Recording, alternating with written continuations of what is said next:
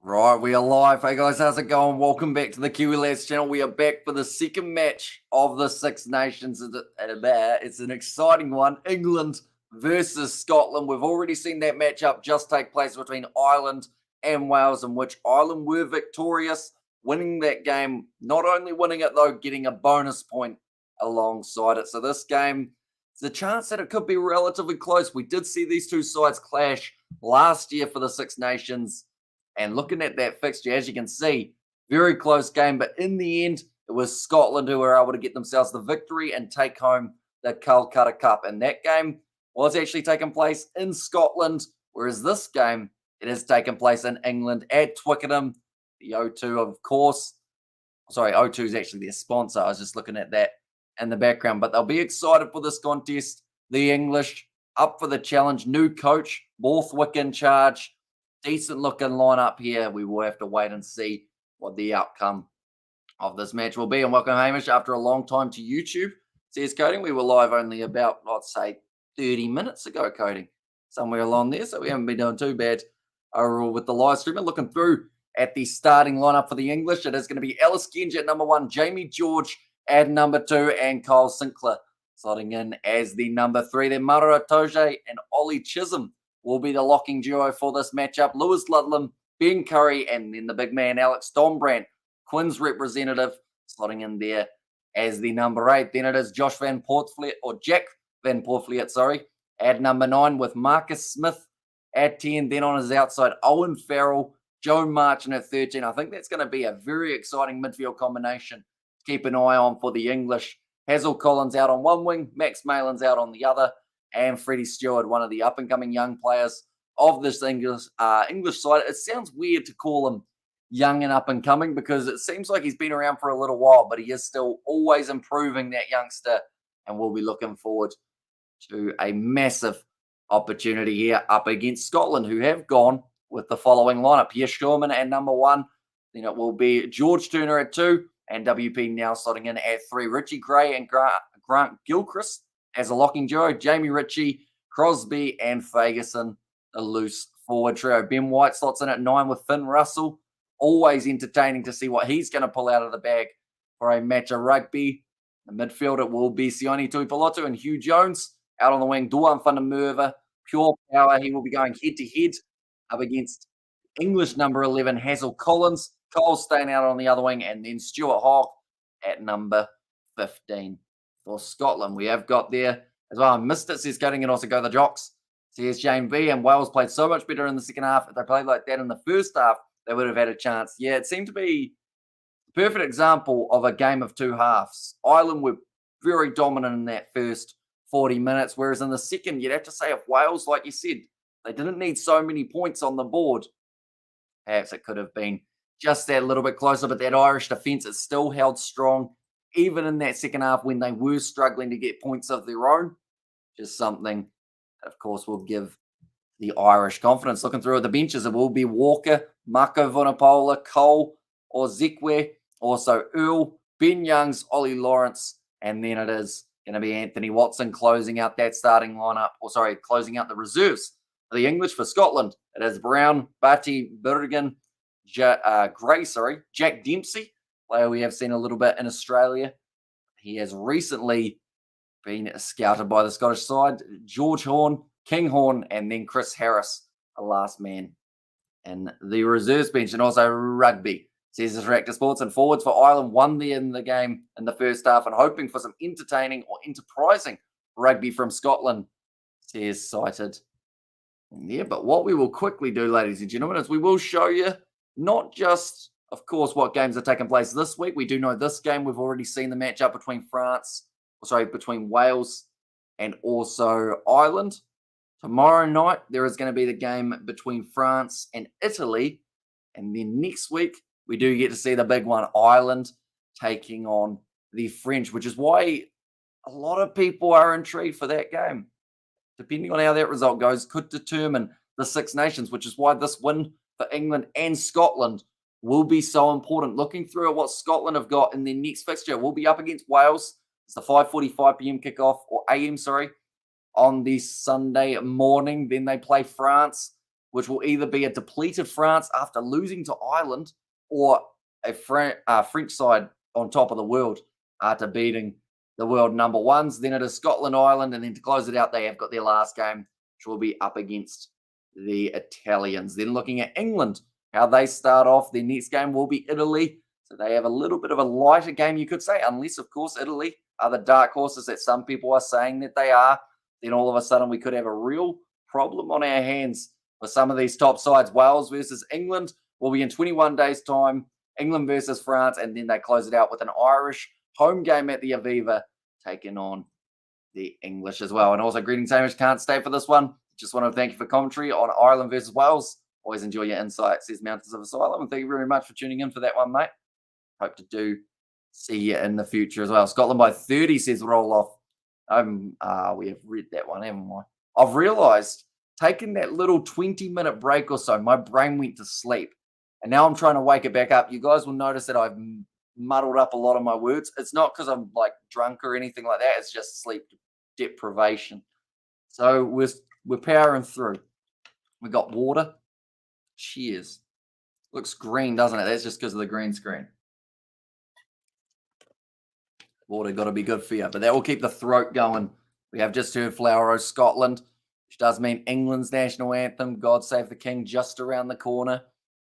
I'll be honest, it still feels weird to say that since it was God Save the Queen for so long. But the thing I like about the English national anthem is it's short and sweet. It gets to the point quickly.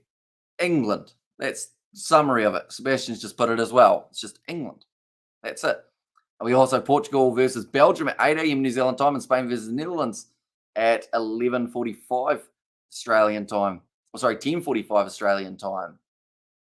I don't believe they're showing Portugal, Belgium over here. So unless it's on the World Rugby website, I don't know whether or not I will actually get to see that game. And God Save the Queen. And Hamish Black Cats registered 168 runs defeat in third T20 against India, world record, says Coding. And there as well. Yeah, so we're breaking all the records just for the wrong reasons, unfortunately, for that one.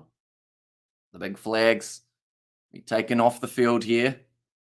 And then the sides at Twickenham, which looks pretty sold out at the moment. I haven't seen too many empty seats in there, but Steve Borthwick, of course, a lot of people have that question on their minds. What's he going to be able to do now that Eddie Jones is gone as the coach? Will he make a massive difference of the Kiwi national anthem? Because I was in Maori, I believe. Auto-correct didn't like that one, did it, Xavier? Halfway through, it's just Yahoo! And Mario's his lose Nate. And there as well. I've just said about Ferguson missing, Hamish Watson also missing for the French. So that will concern them a little bit. Autocorrect says Xavier Moran in there. But they've still got a very strong side. I'm noticing no Ali Price in that starting lineup as well. A bit of a change up for the Scottish, whereas you'd say England probably going with close to the strongest that they'd like to go with to a certain extent. Just showing the benches again. Vunipola, expecting some big things from him, as well as Dan Cole. As a South Africa, I have to support Scotland, says Rudy. The only thing I like about the English anthem is that it's the only time you hear the voice of the plebes, says Shane V. Paul Williams, the New Zealand Rugby Union referee. Oh, it's an all New Zealand Rugby Union poll. So either the Kiwis are going to get absolutely crucified after this game. In fact, no matter what, the Kiwi refs are going to get crucified. It's just going to happen. Whether it's straight down the middle or not, people aren't going to be happy. All good, Xavier, joking with you. Hey, howdy, hey, how you doing? Says Scrum Lass. I'll be honest, 20-minute break of not talking, taking it out of me. Sentences are now hard, but we're working on it. We're about to be at kickoff. Marcus Smith about to get this match underway for the English. Happy, boys? Yep. Okay, time is on, and this match between the two sides underway, and Twickenham is loud at the moment for this matchup, but it's nicely taken inside of the 22 by Ferguson for the Scottish. Ali Price Cross again. There's some big timber running around out there on the park, and interested to see what Borthwick can bring to this England side for the Six Nations, says Sighter Canvas. And I guess the big question really is it going to be evident straight away, or is it going to take a little bit? Freddie Stewart, though, probably has the license to just run at forward anytime he likes from the back. For the English, it's going to be now Kyle Sinclair. Goes to Marcus Smith. Quick hands. Ollie Chisholm tackled a little bit high there by Pierre Schurman. Let's play on for now. We can hear the singing of the English crowd. Marcus Smith goes to the kick and behind it, slowly curling. Nicely taken by Finn Russell, who's rushed by 3 of the English defenders. I believe it could end up just popping out the back for the Scottish. Goes short. Hands of their number 2 for this matchup, which is George Turner. What we're going to quickly do is we're going to go like this and like this. There we go. Kicked high by Ben White. Doesn't find touch though. And now Max Malins, the Saracens winger. Wow, that was high as well. Everyone's tackling around here at the moment. There's a bit of personal disdain in this matchup. Let's go, Marcus. Says, Nate, thank you for all you do for us, Hamish. Lads, if you need to sleep, please do. Says Scrumlass, and come on, you Quins. I mean, go England, says Scrumlass. No, I'll be fine. Like, sleeping wise, I have gone longer without sleep. It's just as soon as I stop talking, it's like when you have your voice and you feel like your voice is going to disappear. And then as soon as you stop talking, that's when it disappears. It was just like that. I feel like I've warmed up again now. Done my stretches. And we're good to go. 2 minutes into this matchup. It's going to be a scrum feed for the Scottish. So Ben White be feeding this ball in. Wonder if they'll use Fagerson off the back of the scrum. Just seems like a very strong option. Make you a few extra easy meters. But of course, we haven't seen how strong that's angling in on this far side. That's going to be reset there. WP now was actually almost facing sideways at the start of that scrum. Sneaking a banana or a slice of apple for a booster, says Sighter Canvas. And then, although living in South Africa, my daughter lives in Scotland. Says, or your daughters, sorry, I should say, rather than daughter, says Penelope. Oh, so with that, does that mean that you do go for Scotland other than, I guess, when they play South Africa, you'll be going for the Scottish? Just with your daughters living there? Okay, another scrum reset. They did mention in the rules, or the rule changes, that they were going to be trying to take out as many scrum resets as they physically could. Just try and keep the game ticking along quite nicely. Only 30-second scrums. Ben White feeds that ball in now. That scrum looks a lot more solid than the last. It's available at the back. Does Fagerson use it? Yes, he does. Goes off to Ben White now. On the short side of Walby. Finn Russell running hard. Skip pass taken nicely by Duan van der Merwe. In fact, it would have been Hogg who tried to kick it in behind. Big bump off of Sione Tuipulotu by Freddie Stewart. That's something that's not too easy to do. Where is this happening? It is in England at Twickenham Stadium in London. Now ball's still there for England. Toje in the breakdown, helping push that ball back. And it does look like it will be a box kick now from Jack Van Porfleet. Puts it high. Waiting for this one to come down. Nicely taken by Finn Russell, who will have to have a very prominent role throughout this matchup. Ollie Chisholm has to clean that ball up. It's always gone backwards, even though there was a couple fumbles along the way. Now Marco Vunapola. In fact, sorry, that's Billy. No, it's not. It's actually Lewis Ludlam, Northampton Saints representative there. Quick hands, Chisholm. Little flick out the back to Max Malins, who almost cleaned up the cameraman. Ball's been driven out. I believe it was in the hands of Richie Gray, but it might have been the knock-on from England. And they also charge $100. So he's coding for this matchup, maybe not, depending on where you're sitting, just because it is only a 2-hour event rather than like a 10-hour event type thing. In Scotland, definitely, and when the box play, I see. Who's your favourite Scottish player, Penelope? Do let me know. I know a lot of people are a fan of Duan van der Merwe, Finn Russell, with the way that he's able to play it from fly half, and also another honourable mention, probably Stuart Hogg at fullback, been around for a while for the Scottish. Plays for Exeter Chiefs during Gallagher Premiership. Doesn't normally really turn up the skill level when playing for Scotland. Ben White about to feed the scrum in again.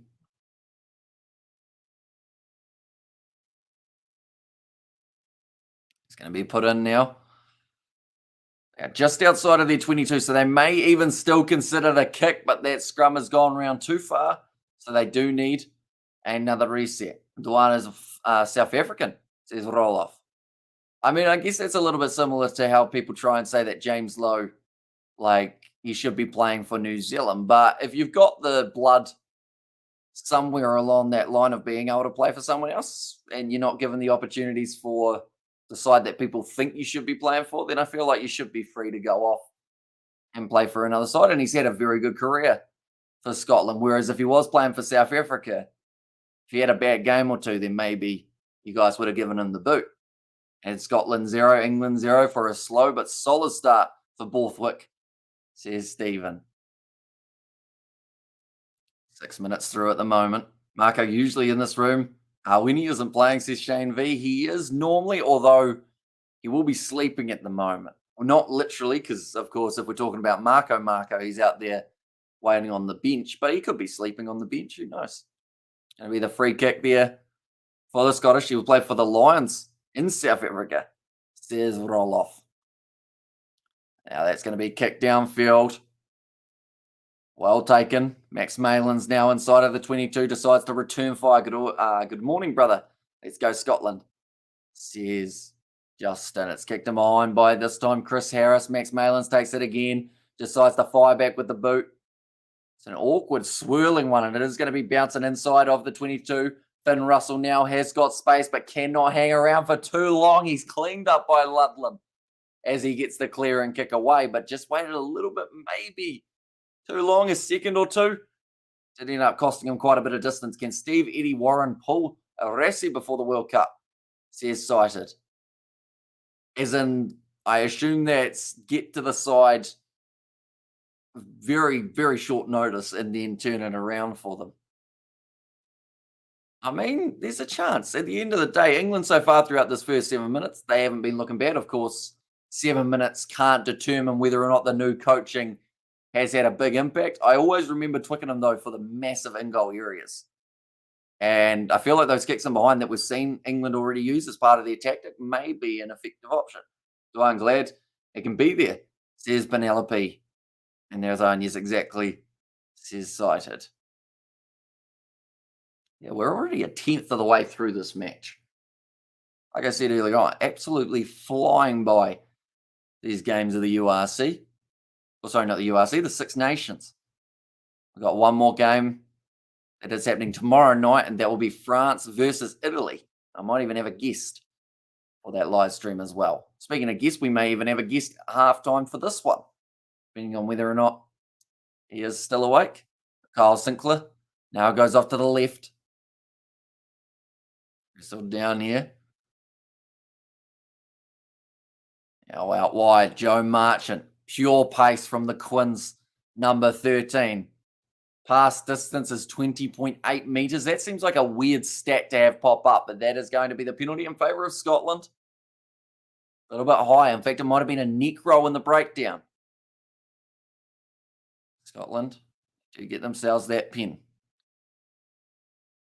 But yeah, I've never seen that stat before, whereas the yellow card, we did actually see earlier on that they had a bar that showed how long the yellow card was left, and it slowly kept on closing in as they got closer to the end, and also upset for Italy for the upset over France. I struggled to read that, didn't I? Who's the guest, says Stephen. Is that for the one at halftime today or the one tomorrow? The guests lined up. Whatever happened to Sean Maitland?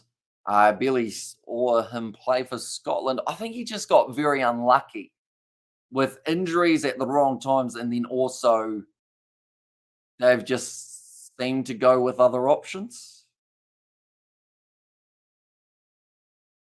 which is unfortunate for him. I remember when he was playing for the Crusaders a while back here in New Zealand.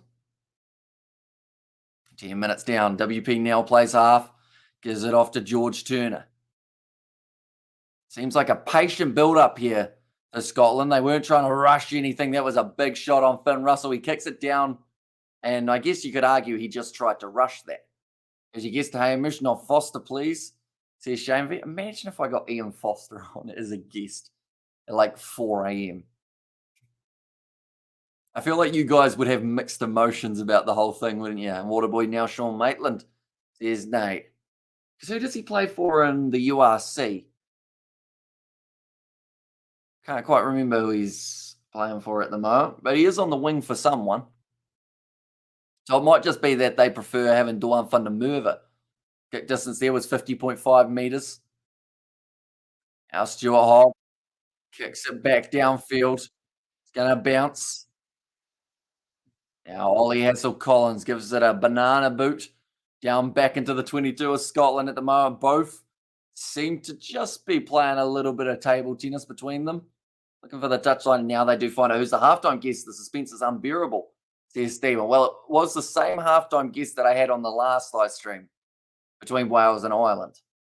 I'm trying to remember if you were here at halftime. I don't think you were, though. But I'll give you a hint. His name starts with T and ends with Oni. Now, short ball. Hands of Alex Dombrandt. Van Poorvliet gives it off to Alice Genge. Breaks through the Finn Russell tackle. Another little pierce round the side. Big shot on Marcus Smith by Sione Tuipulotu. You would have been feeling that one. You'd be sleeping after 5 minutes with Foster Hamish. Says it was there from Shane. Tell you what, there's big hits flying everywhere at the moment out there on the park. Now Stuart Hogg looking for touch and doesn't find it. Once again, this game stays alive. Freddie Stewart receives it in the midfield. Will put the ball extremely high and look to line it up. Hasn't quite got it clean. It might have been a half knock on from him as well. Now Stuart Hogg has ended up with the ball, the Scottish fullback. And it's the first game today where we did not have a score in the first 2 minutes. True, very true. What are they missing? No, at the moment, it's been a lot more even, I'd say, than the other matches, though, which is good news for us, as this game could go down to the wire, which we absolutely love to see. Now, Ben White puts it high. Taken by Freddie Stewart. Now we'll go for the kick in behind again. It is going to definitely be a territory battle between these two sides for the first, I'd say, maybe 20 minutes, and then they'll start to go for the runs a little bit more. Kick downfield again. Now this time, Hassel-Collins is getting cheered by the crowd. They want to see him have a crack at the line. He's taken down by Stuart Hogg, who gets straight in the breakdown, wins the penalty for Scotland. So you wonder, is running it the best option? Because that was the first run we've seen for a while. And then straight away, the penalty goes against them. Some big hits so far, says Cited. Some very big hits. I'm putting the bodies on the line. The first match. And also, is it Maxi who's going to be at the France game, says Scrumless? It is not. So the guest for this one at halftime is going to be Distracted Sports again. The guest tomorrow night, as long as it still is planned out the way it should, is it's going to be George. He's going to be joining me for the Six Nations France versus Italy contest. And guess one of the USC host girls. Wouldn't that be nice as well? My score prediction is 0-0. Although a nice step there from Chris Harris. Finds the offload up. And now they're calling for it on this left-hand side. Mara Toje just stalling it enough so they weren't able to get that fast pass across. Pierre Schurman now. 3 meters out. Ben White goes back across here. This is where Scotland need to make sure they're not rushing this and that they're picking the right pass at the right time. Still going. Advantage for Scotland. Perfect. That's going to work well. Skirman goes at the line again. My score prediction is 0-0. It's bang on so far. That is true. Although, now there's a chance with the massive in-goal area. And they score the try. I believe it's the number 12. Or is it number 13? Is it Hugh Jones who got that one? I believe it was. And it's going to be the first try of the match. And it is the Scottish away side who have been able to score it. I love it, says Distracted Sports. And also good old George. Says Scrum Lass and Hugh Jones try.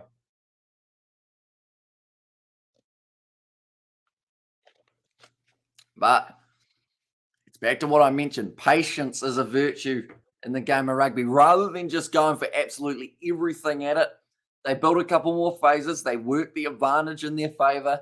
And then that's when you're able to go for that kicker behind. And Hugh Jones, extremely in form at the moment. Tui Pilotu, you probably wouldn't have expected a grubber from him. So that is a brilliant play from the inside centre of Scotland. And great Scott says sighted and also go. The Scott says roll off. And there as well. Right, this should be a nice easy kick for Finn Russell to make the score 7-0 in favour of Scotland. And come on, Jocks, says Shane. And I should mention that last year, Scotland were able to get themselves the victory in this playoff game. The Kolkata Cup was Scotland who were victorious. And they have now gone up early. 7-0. The grubber was good. Whoa. They have a post cam that they can move. That is high-tech stuff. And great, England can't go back now, says Eric. Kicked off long, taken by Matt Fagerson. Doesn't have Xander with him for this matchup. Also, they are missing Hamish Watson. Another big player out. Going to be an advantage now in favour of Scotland. They'll go back for the original penalty. And this will help drive them out of their own 22 and maybe even into the half of the English. And Mr. Jones says, Blues Nate there. Gregor Townsend in charge of Scotland, whereas we've got the new man Borthwick for the English. Not the best start, you'd say, for him, unfortunately. Similar start to what Warren Gatlin had, which was try scored against him first in his coaching. That yawn came out of nowhere, didn't it?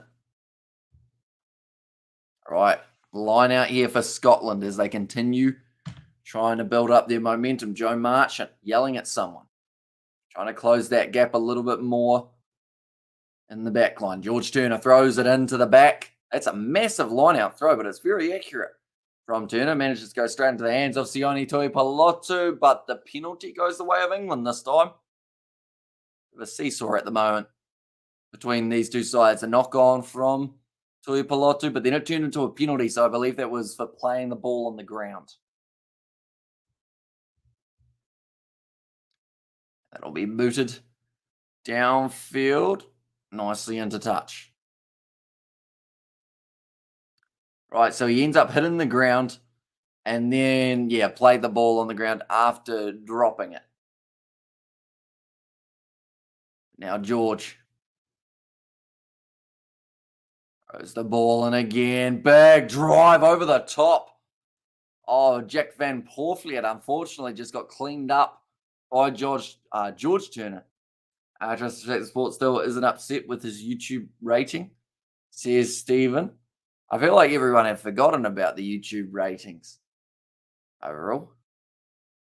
Max Malins now boots it high. Taken nicely by Duan van der Merwe. Getting forced sideways by Sinclair and Maro Atoje. Good low tackle made on Schoolman. Now Ben White looking back into his pocket. They've got one try at the moment, Scotland. They need another 3 to give themselves that bonus point, and they would have to win this game by, I believe, we'll do some quick maths here. They would have to win this game by 25 points and get a bonus point try to be able to get themselves into first place. I was taught to put my palm in front of my mouth when yawning, a fist before when coughing. I see. See, I've been going fist, I think, haven't I, for the yawn? I go like that. But then my mouth goes larger, so it's like I'm going to eat my fist. So that makes sense, Neil. I think I got it around the wrong way.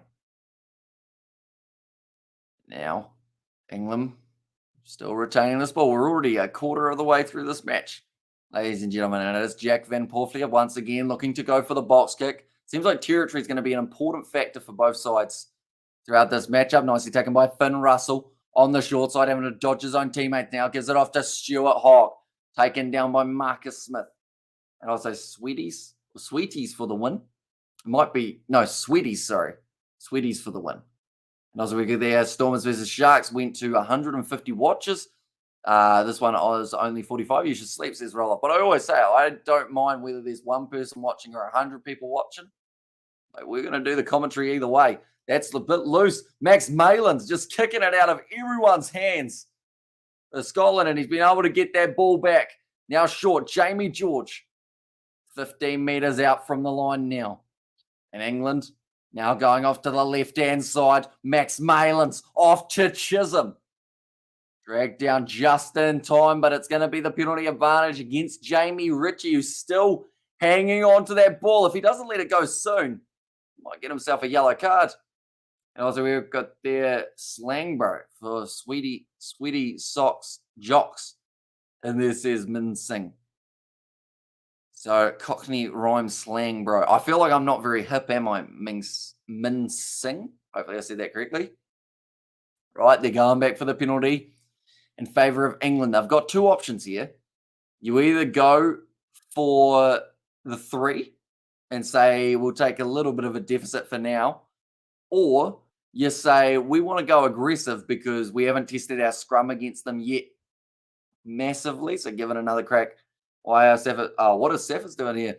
Shouldn't they be with that midget? Says Shane. And New Zealand playing in this competition? They are not. Just the 6 teams. New Zealand. Oh, sorry, not New Zealand. Scotland, England, Ireland, France, Italy, and Wales. Made a meal of that, says the Tractor Sports. They've taken the quick tap. Now 5 metres out. Oh, Tom Curry, he's put the ball down, but it has gone to Hassel Collins behind him. Now they are 10 out. Losing metres as we speak. Lewis Ludlam drops the head. And Porfliet thought about going short side, instead goes off to Sinclair to hit the ball up. And Marcus says it's scrum less. Now Jack Van Porfliet. Does he have a nickname of like JVP or something like that? It's a bit easier to say. And Wales had a proper shocker. And there says Min Sing. Yeah, they struggled. Unfortunately, they had a good second half, just not a good first half. England up to 8 phases now, being patient. And that was the word of the day. And I also caught that restrained laugh image. Oh, I think it was more of the case of I was just that confused at your statement because I had no idea who you were referring to. And now going back across to the right-hand side of 50 up. Can't go sleep now, says Cited. And also we've got who you got for this one, says Luke. Now, Jack Van Porfliet again. I don't decide another score by Scotland and Twickers will be dead quiet, just as it should be during the haka, says Stephen Bissett. Well, I believe there's quite a few Scottish supporters in attendance, which is great to hear. I believe they've almost sold out. Twickenham now cross kick from Marcus Smith. It's going to be straight into the hands of Max Malins. And that is the try for England. They are now back into the contest. Brilliantly done. Marcus Smith gets the big clap. And Max Malins, the Saracens winger, has been able to get up. Marcus Smith gets the assist. Smoothly done by England. That kind of looked like a Quinn specialty there. But Max Malins, all the space in the world, like I mentioned, in that in-goal area, it's absolutely massive. You could fit a whole 22 in there. Pinpoint, says Cited. Exactly right. Straight into the hands of Max Malins. And just slam. Oh, did he slam it down though? Maybe slammed it down. Maybe not though. Malin's first try for England, or maybe not. They got to check this one. An idea serious, says Shane. So if you're referring to Gareth Mason, which I think you are, yeah, he did pass away last year, unfortunately, of a heart attack. Farrell, 2022 kicking success, 34 of 41 kicking attempts, 83%. I was like, Gareth died and calling someone, it's appalling. Is scrum less. And I was a great patience, better finish. G Tony, another comment. Stranger Sports. Right, to make this 7-all. What happened to Wales? They just did badly. Unfortunately, first half discipline let them down. Second half, they looked a lot stronger. and they seemed like they had a little bit of a chance of getting some sort of comeback in there. But nah, Ireland just a bit too strong. That kick is actually missed. Gareth Mason says, Shane V. Yeah. It was, when was it? It was early-ish last year, I believe, if I'm not wrong. Also try England try, says Sebastian. And of course, you'll be happy to see Marcus Smith was the man who got the assist. Oh, here's a question, Sebastian. You've got Smith, you've got Dombrandt, you've got Marchant, you've got, I think that's all of them in the lineup, the Harlequins players, anyway, in the starting side. Are any of them scoring, Sebastian? Any of your Quins boys? One of them's already got the assist in Marcus. Just looking through the rest of the back line and the fullback, I don't think there's any other Quins. This could be Farrell's last game for England, says Nicola. And there. Now Jack Van Porfleet's going to be putting the ball up high. Who do you prefer to kick for goal in England between Smith and Farrell? Me personally, I would probably go with Smith, just because, you know, he's young, and once Farrell gives it up, you're going to need a kicker, and more than likely that will be Marcus Smith. So seems like an option that you should go with earlier rather than later. Little chip in behind. Does get slapped forward. Oh, it's a knock on from Stuart Hogg as well. A double knock on, in fact, for the Scottish. So they will be going back now for that scrum. We've seen a lot of scrums throughout the Six Nations so far. Just the two games that we have seen. And Farrell has that type of arrogance. He could never tire of splatting. Or you can never get tired of splatting, I think that is. Yeah, he's got that face, doesn't he? Certain players have that face that even if they're a good player, you just look at them and think, yeah, people are going to try and whack you. And no Darcy Graham, not for this game. And also no Hamish Watson, no Xander Fagerson. And they also mention another player that they are missing currently. As well, I can see Joe Marchant scoring a try, sneaking one into the corner rather than blasting through the defence, says Sebastian. I can see it. I can see it happening. The pace down the wing as well. Maybe a diving try. No Rufus McLean. And there's Sebastian. Now, Jack Van Porfleet goes across to Sione Tuipolotu. Now Russell, he decided to hang on to it for a tad too long. Knocks the ball on. And now England have got themselves the advantage. And the crowd absolutely love that one. They have erupted at Twickenham. Russell getting smashed. As I like Farrell. Till he was snotty with the ABs at the last World Cup, says Min Singh. I think Scotland might sneak this one, says Alpharus. Alpharus. I think I've said that correctly. Every Springbok has a whack me face, says Roloff. Now Scotland inside their own half. Here comes Stuart Hogg carving up the middle. In fact, it's going to be instead Duan Fundermerva. No one stopped him. He's just broken about 4 or 5 tackles in a row. And Duan Fundermerva gets Scotland in the lead. That was quite an incredible try. And Ireland versus France will be a great one, says Luke. It certainly will be. And it is not too far away as well. Just around the corner. How has he done that? He's just gone and just got through. Just breaks through one tackle, breaks through another, breaks through another, breaks through another. Only has to fend off one. There was only one man who got close enough to him to actually have a crack at him.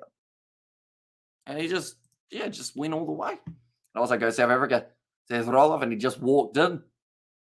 There's scrum last there. Now 30 minutes through almost, and that is a specky, says Australian Sports. And how the hell did no one stop him? Well, the thing is, it was almost, if he was playing touch rugby, he got about 40 meters without anyone really getting a decent hold of him. But give Scotland the lead. They'll be happy enough with that. Fundermerva, says Lose Nate there. Right. 25 meters out on the angle. Finn Russell should be relatively straightforward, you'd like to think, but we are 30 meters through. And also, can you tackle Duan? Apparently not. Oh, he's missed. Should be straight through. I love a commentator's curse. And that is now going to make the score after 30 minutes. 12 points for the Scottish and 5 for England. That was probably a crucial kick for them to get. And unfortunately, they have just missed out. Who do you think is the weakest wing in the world? Well, it depends on how weak the team you're looking at are. Because you could say a Kenyan winger or who's a real low team that missed out on a qualifying spot. Like you could look really low. Look at maybe a Cook Islands winger. Like it depends on what ranking you want to say that they can be. Fifth is the best for a whack. And guys, he's from South Africa. Less. And also Van der Merwe is a great Scottish name. See excited. Now Ben White kicking it high. Taken by Freddie Stewart. England, before they get to halftime, don't want to fire back. Get themselves a try. Make this one a little bit closer. And then play a big second 40. But Scotland, they haven't done too much wrong in terms of their attack yet. Kicked him behind from Marcus Smith again. Well picked up by Finn Russell. Looks for the kick downfield. Can't find touch on the full as he did take it outside of the 22. Now Freddie Stewart.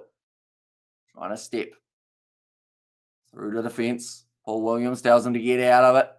Now another big run that time. It was from Tom Curry, who's actually playing 7 for this matchup. Short ball, Ellis Genge runs onto it well. 40 metres out, slowly building methodically. Marcus Smith, short ball off to Dombrand. The Quins teammates linking up. The ball was put down, but it did go backwards. Now Smith again. Goes off now this time out wide. Hazel Collins. Can he find that pass? No, he couldn't quite get it away to Marchant.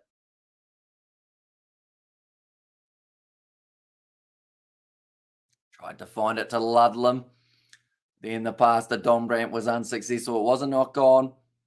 It's gone out. Advantage over, they've said.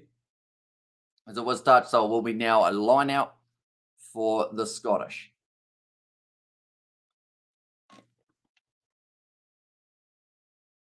But Ludlam ran straight at one of the opposition props, and Dombrand just didn't quite hang on to that ball. And also Caleb Clark says roll off for who is the weakest wing. But then I guess it depends on what you consider weak as well. Like, are you talking weak as in strength-wise, or are you talking weak as in like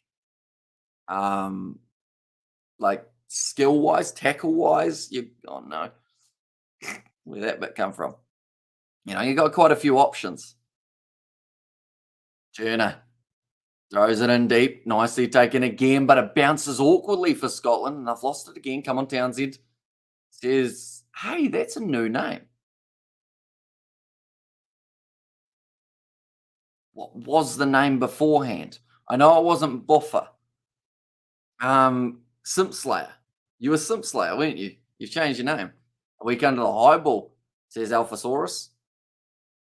I mean, yeah, he's not great under the high ball at times, Caleb Clark. And what time is it there by you? Says Luke, at the moment we are sitting 6:20 a.m. So I've been up since about 7:30 a.m. yesterday morning. So we've almost been up for 23 hours at the moment, but still doing all right. Still going strong. It's still very hot here. Like, the problem is I'm going to be sleeping during the day, probably the hottest time of the day. And yeah, it's gonna be warm. I'm gonna need a fan in my room, but I don't have a fan, so that's unfortunate too. I said on the Highlanders story, ask a player anything. I asked Ethan de Groot his favorite roast. Here, his response: have a guess.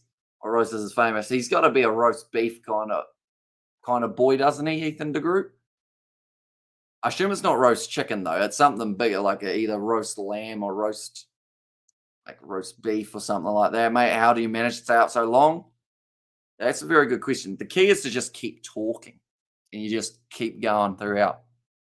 At the moment, meters made, we've seen England make 314. Roast lamb, thought it would be one of the two of either lamb or beef. Didn't see him as a chicken guy. Like, I'm sure he eats plenty of chicken, but it wouldn't be his favorite. You know? Now 5.5 minutes left in this first half. That reminds me, I should probably send the invite to my guest. If he's still here, that is. Oh, whistle blown again. Been a few of those throughout this matchup. We'll go here. Scrum penalty, though, for Scotland. They'll take that every day of the week. And also, he's very sad. I always use such a word to describe him. He said you were a fan of his. I'm just confused, says Scrumless. In there.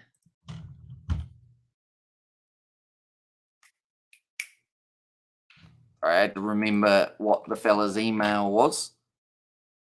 It's not his name. Well, it is his name, but it's not his name just started. So that's the part that confuses you. I know Johnny May for the Six Nations. What did the eggs say at the house party? What's the crack? No, I don't know. I don't know what eggs. Normally, when I see eggs, they don't talk. So what did the eggs say in the house party? Now that's thrown in nicely. Oh, decided WP now wanted to have a crack on the short side. He's gone straight into touch, but managed to find the offload in time. Unfortunately, it was into the hands of an English player. So that got rid of that.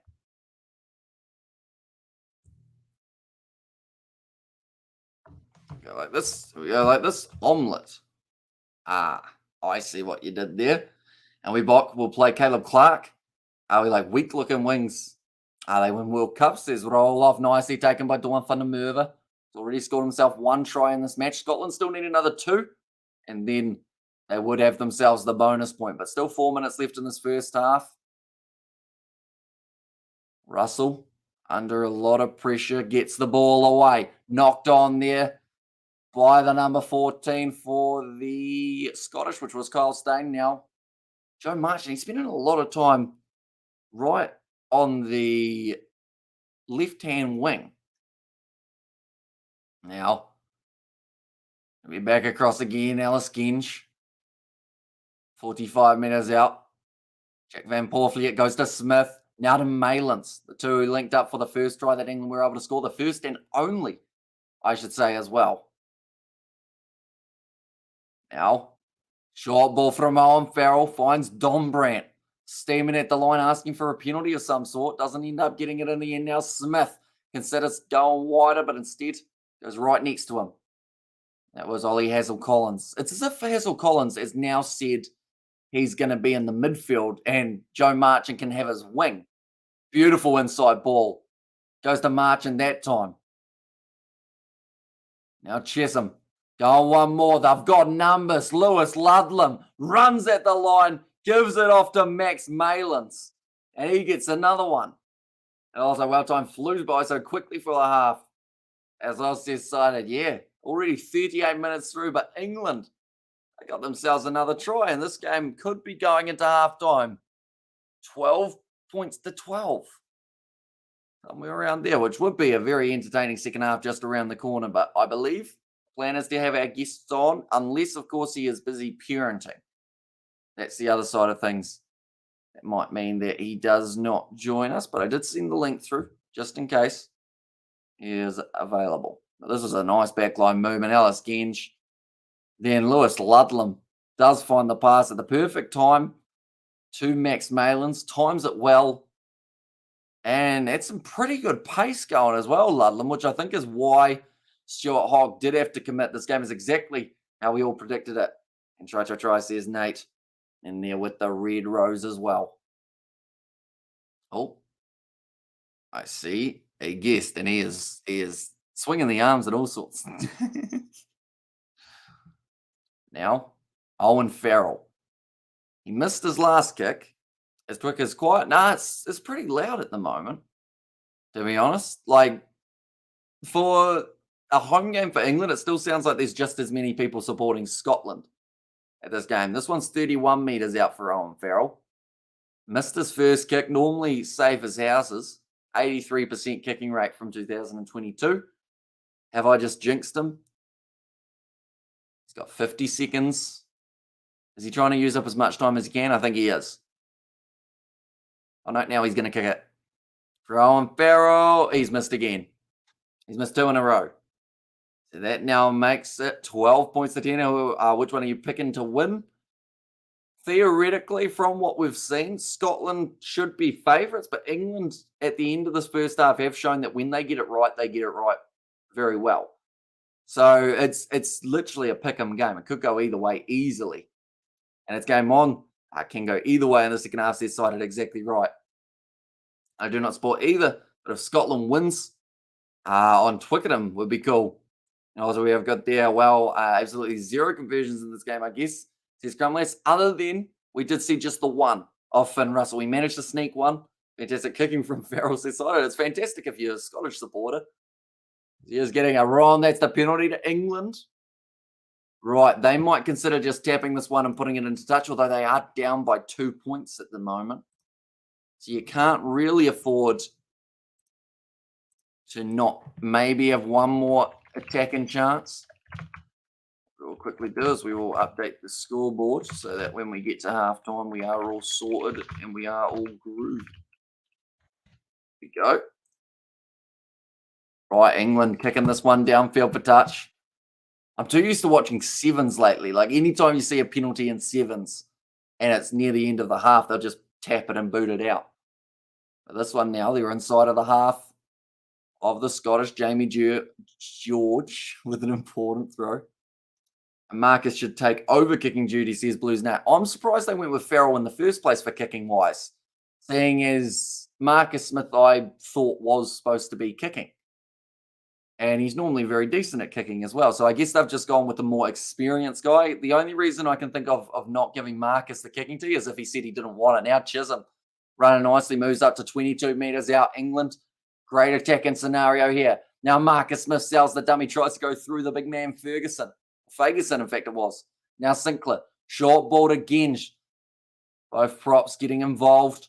Tom Curry spins. 15 metres out, pops out the back. It's an advantage now to England. And that sounds like a penalty advantage rather than a handling error advantage. Also, what is putting Farrell off his kicking, though? Don't know. He just seems like he's not quite striking them nicely. He's getting quite a hook on them, but he's aiming them too wide out to the right, I think. And now he's going to have a nice, easy one to attempt going into halftime. If he misses this one, then I feel like maybe get Alice Genge up there to have a kick at it if it's going to help them out a little bit. It's because Farrell, like, I think even I could get this one. And that's saying something. You guys have seen my kicking before.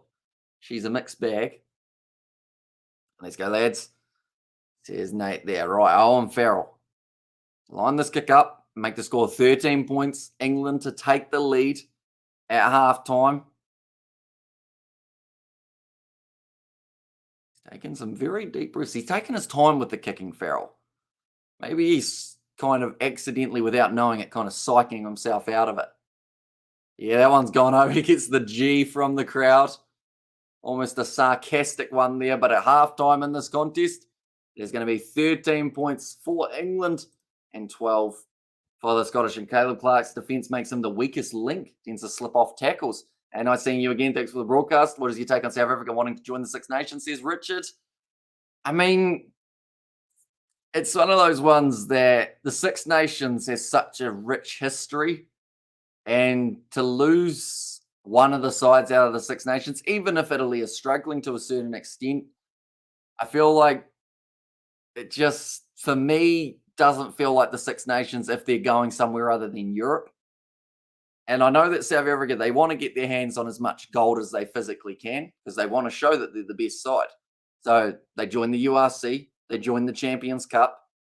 They're still locked into the Rugby Championship, so that's something that will make it a little bit trickier to be able to do. But I think I prefer to see it stay in Europe for the Six Nations, have a special competition that Europe can call their own. If Scotland wins today, I will make a point about rugby coach politics. Not going to get into it. Says Roloff. And also, we have got there, what a second try that was for Scotland. Yeah, just Duan van der Merwe running straight up the middle of the park. And just no one tackled him, really. I think it's the best way of describing it. Everyone was like, nah, actually, you've got him. And then the next guy will be like, nah, you've got him. And then they just went straight through. And it was only really that last tackle attempt that was half a chance. Great kicking so far on Farrell. Really, Why Smith should take over, says Rugby Itch. Exactly right. But don't just take my word for it. Also, be sure to take my guest. You guys will know him from the last live stream at halftime. He is, I assume, a little bit more awake than the last one now that it's a bit more closer to daytime. He's making a confused face. as if to say maybe not. But ladies and gentlemen, once again, Tony from Distracted Sports. Hello again. Hey, champ, how are you? I'm doing well. Are you still with us? Are you awake? I'm awake. I was awake for that entire half as well. I don't mean to brag, but I managed to be conscious, so that was a plus, which is always helpful when you're getting someone to give halftime comments that they're actually awake. Because I have done this before and actually slept through the half and then tried to give some sort of intelligent comment. Well, even though me being awake, I can't promise any sort of intelligent comment though, to be honest. I'm sure we'll find something in there. First half, definitely more entertaining than Ireland Wales, would you say? Oh yeah, I thought it was a great first half. I really did. I think it was a really compelling game of rugby, to be honest. I thought for a moment there, I've got that sort of Kiwi sort of approach to kicking. When I see a big kicking drill, I kind of start to yawn a little bit. So there was a little bit of that, but it wasn't too bad. It was pretty interesting for the most part. But some great attacking play and really, really interesting dynamics and to what's actually happening out there.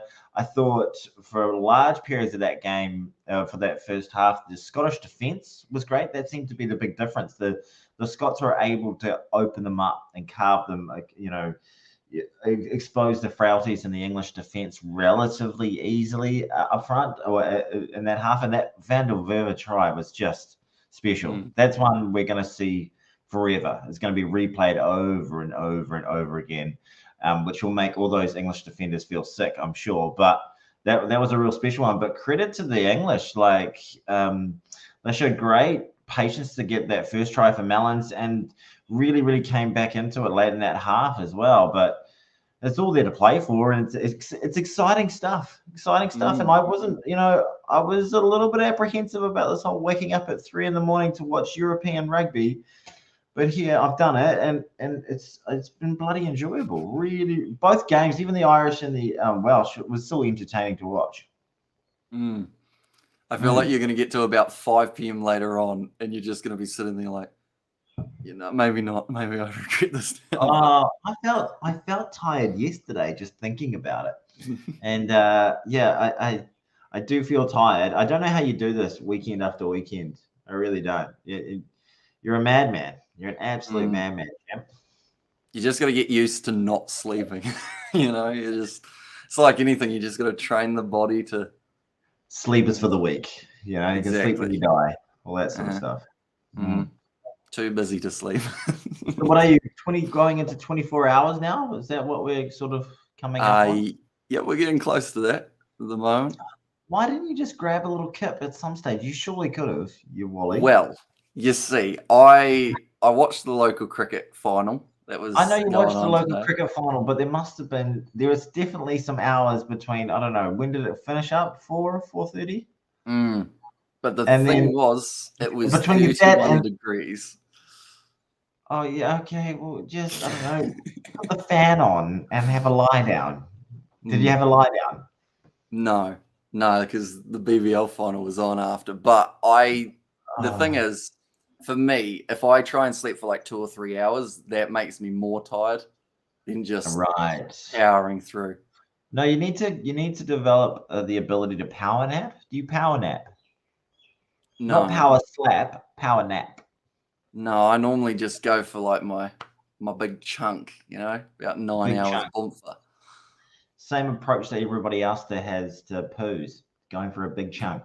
I think the power nap can be a strategic power nap for 15 minutes. Even between these two games, you could have had a little power nap in there. That would have maybe given you. To be honest, I'm saying you're a madman, but you do seem pretty peppy. I'll give you that, Hamish. You're peppy.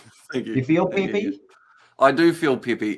In between the live streams, as soon as I came back, the intro for this one was just terrible.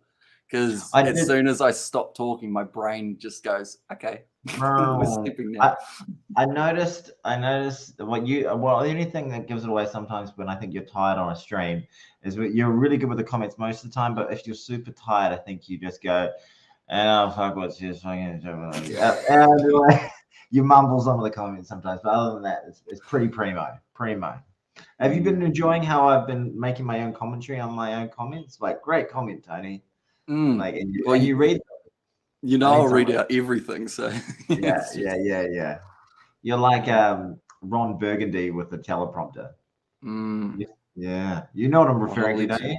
I do. Anchorman, hey? Yes, yes. Did you prefer Anchorman 1 or Anchorman 2?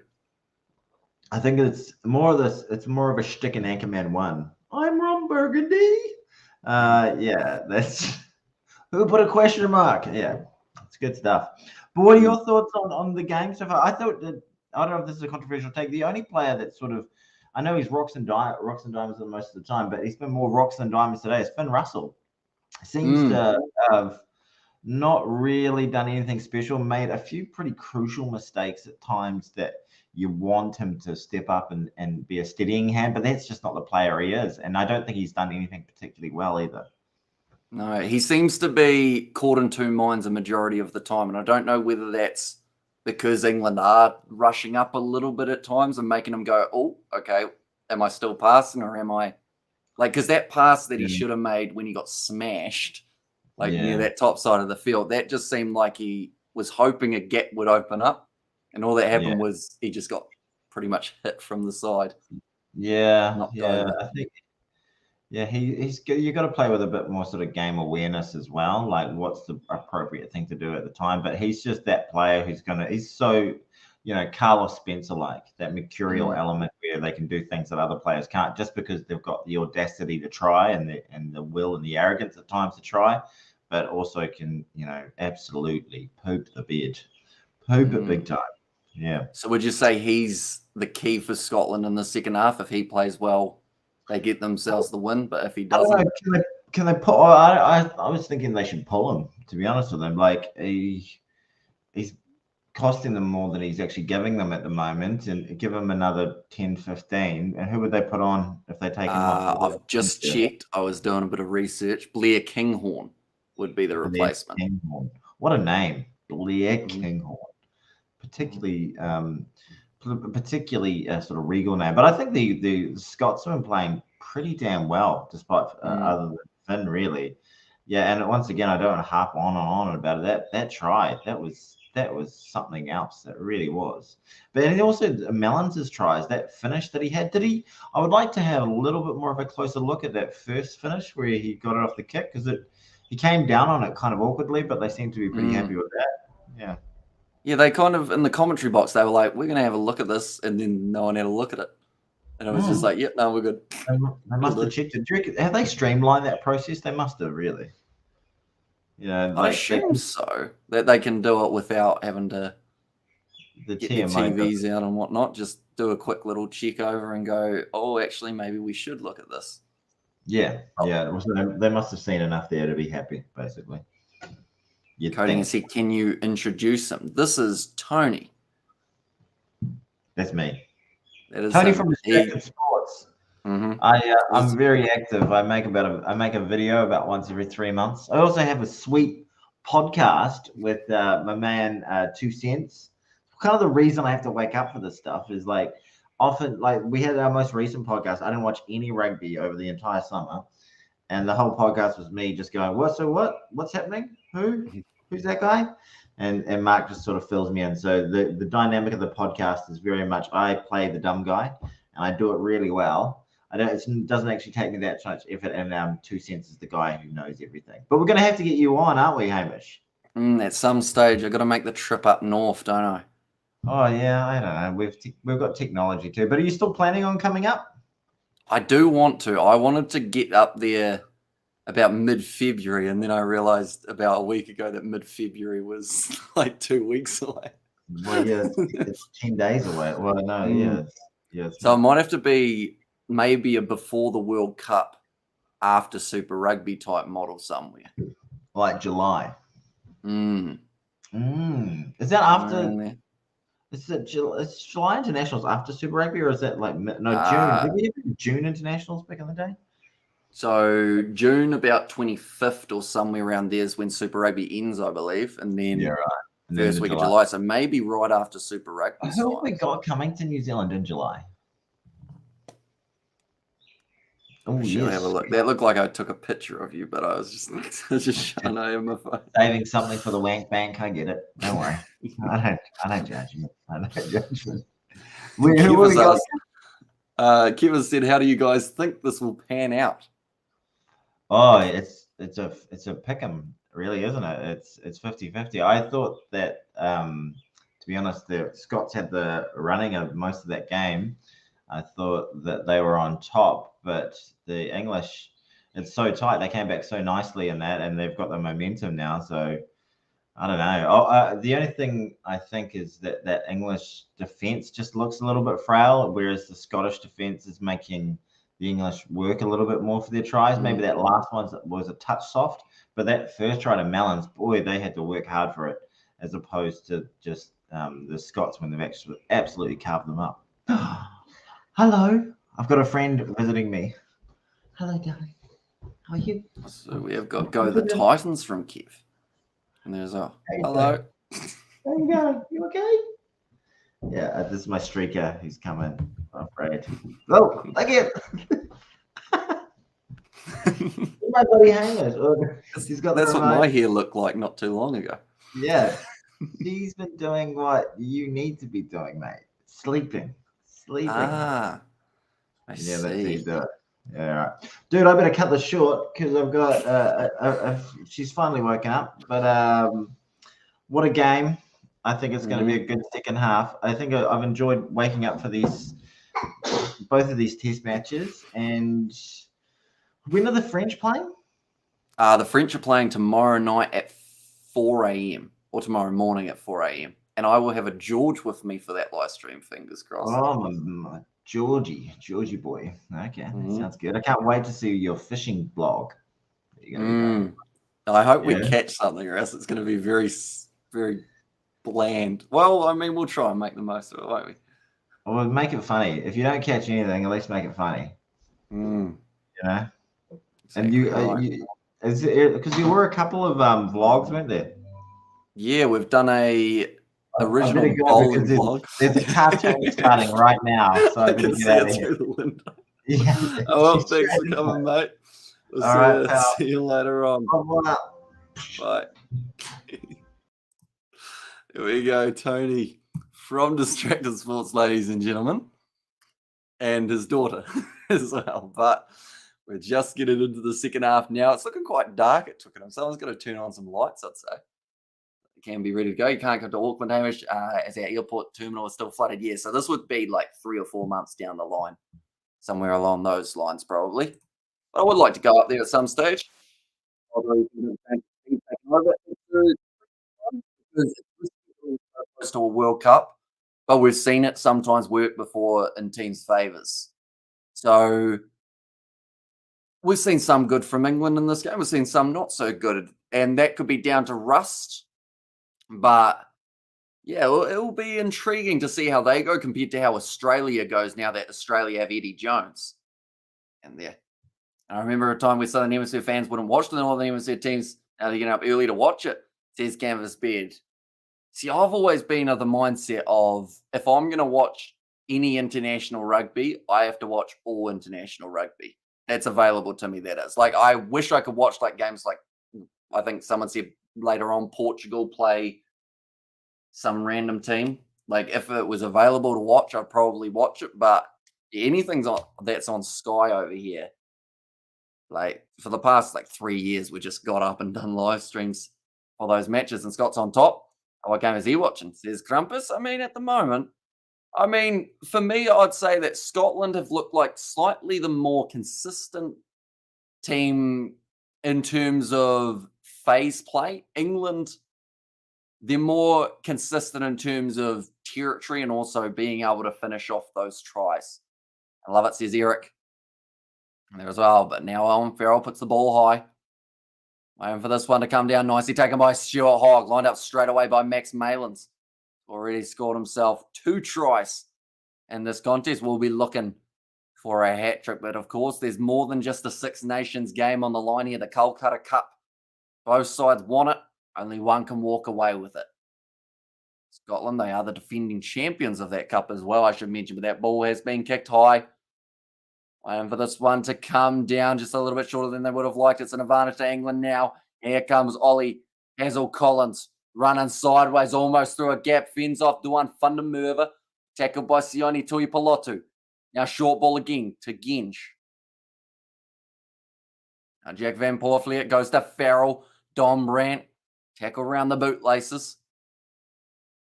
Was the referee trying to blow his whistle there? No, maybe not. Max Malins kicks it forward with the grubber. Just waiting for that one. Farrell decided he wanted to try and kick the man with the ball in his hands. It didn't quite work. And now Scotland find themselves 5 metres out from their own try line. Schurman has to play a half back. Gives it to Jimmy Ritchie. And now they'll be looking for their actual half, which is Ben White.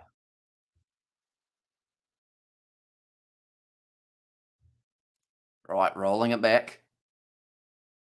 It's gone high. Both sides have 2 tries at the moment, so I should mention if they are able to double that, they will then be able to get themselves the bonus point. So there's a chance that both sides could actually walk away with a bonus point here, depending on how it does end up going. We can hear Sweet Chariot ringing around Twickenham. Now Ludlam has dropped that ball. It's gone off to Ollie Chisholm, I should say. Penalty for the Scottish. That was George Turner getting right in there early, putting pressure on Ollie Chisholm in the breakdown. Just throws this one in very nicely. Ludlam, unfortunately, the handling error did force them back a little bit further than they would have liked. I think we're going to get to see possibly a very similar start to the second half as we did see the start to the first half, which is a little bit more of that strategic play from both sides, going for the kicks, slowly and methodically trying to break down the opposition. At the end of the day, they've still got another 37 minutes to try and do so. England currently with themselves another attacking opportunity just outside of the 22, but they are showing there the Scottish head coach looking on nervously, Gregor Townsend. Ball's gone backwards. It's nicely picked up by Ben White. Now Russell plays half. We mentioned there on the halftime show, or at least I mentioned anyway, I said that if they want a chance of winning, they need a big performance from Finn Russell in the second 40 minutes. Yeah, Schurman. Wow, that was rush defense from Alice Genge, but he missed the man in the end. Now Turner. Oh, it's dropped. By Jamie Ritchie. That's the last thing Scotland can afford. It's little mistakes like that that could go on to cost them a match. You see the disappointment on Ritchie's face for that one. It's passed across. Yeah, he was looking up to see who was going to be lining him up rather than watching that ball. That is Ritchie's second knock on. Says scrum less. And it seems to be sometimes, I guess, it's similar to cricket in a way. How when you can't catch the ball, it always finds you. Whereas if you're consistently catching the ball, it doesn't seem to go to you that often. Like in cricket, if you've dropped a catch, everyone who has experienced this knows this. The next ball always goes to you. And then if you drop that one again, you just feel like you're just not having a good day. Whereas in rugby, if you have one knock on, normally in your mind, you're thinking, right, don't knock it on, don't knock it on, don't knock it on. Oh, I've knocked it on. And then that's kind of the pattern you find yourself in. And then you think about that pressure. Am I going to get subbed now because I'm dropping the ball? Looks like there's an injury of some sort. So someone's going to be getting subbed. Unless, of course, he can continue at the moment. Ollie Hazel-Collins. I think he's going to be all right. Looks like he is just stretching it out. Some man has brought a trumpet or a trombone, that might even be. Come on, Deji, my boy, I think I just heard, but I don't know who Deji is. So maybe it's not Deji. Because there's no Deji out there that I know of, unless someone's nickname's Deji. Now Jack Van Poorvliet or a Vuvuzela in there as well. Says Scrumless, that one's really wheeled in England. Get themselves another penalty at scrum time. Not pushing straight is the call that Ben Williams has gone with. This chair sometimes gets comfier, but then other times it is very uncomfy. And I feel like now we're at that stage of the very uncomfy stage. Whereas earlier it was actually quite comfy. 40 metres now. England once again have themselves another line-out opportunity. I think Tom Curry was trying to start a fight with his own teammate there. He was well and truly fired up, that man. Nicely claimed by Loveland. Now England look for that rolling maul once again. I've got the advantage already. That was for Richie Gray. Been in the wrong place at the wrong time. Now Marcus Smith, instead of passing, instead does decide to take the contact. It's a rough pass from Jack Van Poorvliet, and they will go back for the original penalty. Sorry about the sticker team. I get to Amish says straight sports. No worries at all. I was wondering what cartoon it was. We were talking about Dora the Explorer early on. Is she a fan of Dora or not? Probably not. Mainly because I don't know if they show that anymore. Or do they? No, I don't think they do. That I know of anyway. Nick Jr. maybe? I used to watch Tom and Jerry. I feel like I'd still watch Tom and Jerry if it was on. The thing I miss, though, Scooby-Doo. Those old episodes used to be absolutely phenomenal, but I can't find any of them. Like, I don't know whether Disney Plus has it because it's Warner Bros, isn't it? So that's probably not Disney Plus. Nick Jr. is the jam. There's Scrumlass there. Now the rolling ball. It's come off the back. Here comes big Alex Donbrandt. 10 out from the line. Jack Van Poorvliet. Quick hands from Sinclair. This is England's perfect chance to try and go in for the try. And it looks like they're getting extremely close. Tom Curry now half a metre short. Looks like there's an injury for George Tudor as well. Now going off to Ellis again. She's over. And that's another one. She used to be she a big 5-year-old now. Says Distracted Sports. Does she support the Melbourne Stars out of curiosity, Distracted Sports? Which may sound like a weird question, but there is logic behind it that I will let you know at some point. And Kyrie and Lou, it might be actually, sorry. I said their own try, the Gen's revenge, says Katie Dixon. Just a few hard tackles to make. Always making meters, Alice Genj. He did run it, then got straight back up to his feet and said, I've got a good chance of going in. That does sound like a weird question, says Distracted Sports. As PM's resignation causing big stir in New Zealand, says Nicola, not really that I know of. I sleep during the day, so I don't really hear too much of what's actually happening, to be honest. Plus, I probably don't go on social media or anything to see what's happening. Other than YouTube, I hardly use social media. Like Instagram, I go on to see team lineups. Twitter, I don't use. Facebook, I use Messenger, but not actually Facebook. So I'm not too sure. I'd assume that there'd be some people who are going, what's happened and what's not happened, you know. That was a very unspecific answer. I apologize for that one. Currently 20 points to 12. At the moment, England have themselves a little bit of a lead. Just a little one. 8 points, but it is decent because they've got that little 1 point buffer on top of the 7. Now, scrum feed. It will be England's feed this time as well. Also, what game are you watching, mate? Says Kev. And there. What game am I watching? What one did I say about Alice Genj making meters? I assume, maybe. And yep, the resignation was massive news, says Distracted Sports. See, I haven't really seen any of the fallout because I think out of everything that's happened, I've been more concentrated on like the flood more than anything. Oh, okay, it's going to be a scrum reset again.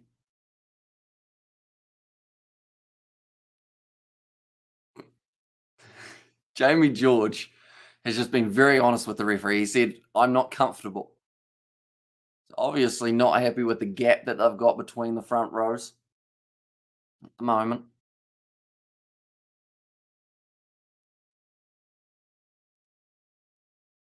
We've hardly seen Mara Itoje, I've just realised. I was looking through that fullback of England. Your comment I had earlier says they're from Kiev. It must have been a very early question, was it, Kev? And also, Hamish, do you think England will win by more than 10?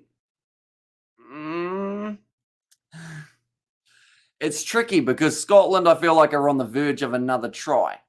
And at the moment, it's looking very good because they are currently 20 metres out with a lot of momentum in their favour. Ben White slinging it back across to Finn Russell, gives it to Scoomman, who's that very hard in that tackle. Oh, Kyle Sinclair has to try and get down. Here comes the try. It's going to be Ben White. Stevenson, Ben White scores for Scotland. And that'll do it. That makes the score a little bit closer. Gregor Townsend, hardly even a smile on that man's face after his team have been able to score there. He's a strict man. Very nicely done by Scotland. Just the big shot from Sinclair and also Maro Itoje. But the ball bounces out of the breakdown. Thanks. That's good news. Says Cameron. So did you have them to win by less than 10? Or just did you have England to win? Maybe. Don't know. Ben White very happy.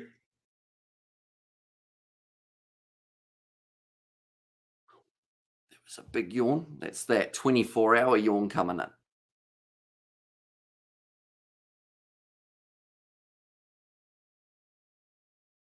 Okay, I'm just listening to the English. I want to say that was maybe... Was that one of the assistants who was talking to the referee? But that one has gone over. That makes the score now 20 points to 19. Likes the video, says Mark. Appreciate that, mate. Anyone who is new, be sure to leave a like and subscribe. We've got plenty more Six Nations coming up in the near future, alongside other matches that are happening for the URC Super Rugby just around the corner. Try, Ben White. Says Grumless. All right, it's kicked high. 28 minutes remaining, only 1 point so far can split these two sides. It's straight to Matt Fagerson, who once again just throws his body on the line. Doesn't care if he smacks into the biggest defender on the English lineup. Just goes, yeah, all right, this is my time. It's my challenge. Ben White, been told to use. Oh, this one can go into touch on the full, and that's exactly what he decides to do. Kicking it about 40 metres out. It's a good feed, mate, says Kev. And there as well. I feel like a lot of the players are coming through the mic a lot clearer than they normally would, which is why every once in a while you hear or you see me just sitting here like, because I'm just listening to what's going on. I'm trying to work out the inside scoop. Now, nice pass by Finn Russell. He was tackled quite late and that one, but they knew that if they took him down, then all of a sudden that back line of the Scottish isn't quite the same as it once was. Kicked him behind again. Nicely taken by Finn Russell. Holding the ball in one hand now, gives it the boot. It's good distance. Down to the 22. Freddie Stewart. Another good kick. Taken by, this time, it's actually Kyle Stain. Now, that's a name that's been a bit of a rarity. Not the best kick in the world. Gone into touch. Oh, no, he's done all right there. It's actually curved into his favour. It's going to be finishing about 40 metres out from their line, somewhere around there. Now Jamie George with another line out throw. This game easily could go either way. And looking at what happened last time these two sides faced off, we've actually got the previous result right there. As you can see, Scotland won it 20 points to 17. So the fact that this game is also setting up in that kind of fashion, although just a little bit higher scoring, means that anything can happen in the final moments of this contest. This is why we should keep an eagle eye on it for the last moments. And would these teams beat Wales? I think they would.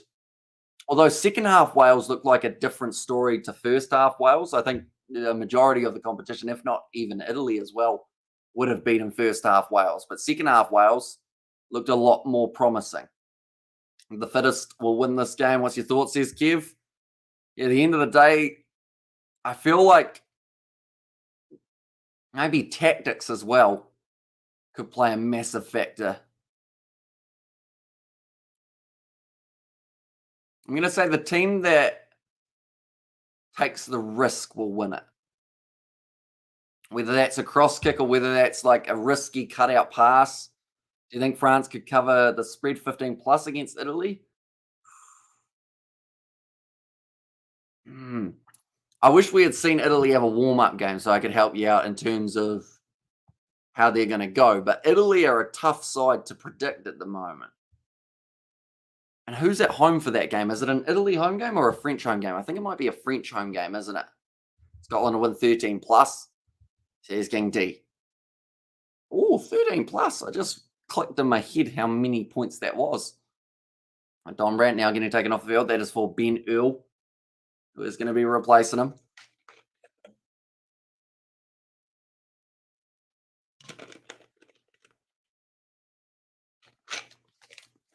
I'm running quite low on water. I'll say yes there. There's Kev. So yeah, beating France at home is a big ask. So 15 plus is a possibility for the French, I'd say. Right. 3 tries apiece for these two sides. So I keep on mentioning it, but one more try for both of these sides gets them both a bonus point. Now Sione Tuipulotu decides to crash at the line instead of passing. He's taken down by Tom Curry. Now passing off to Finn Russell. Ball out to Stuart Hogg, who was running onto it nicely.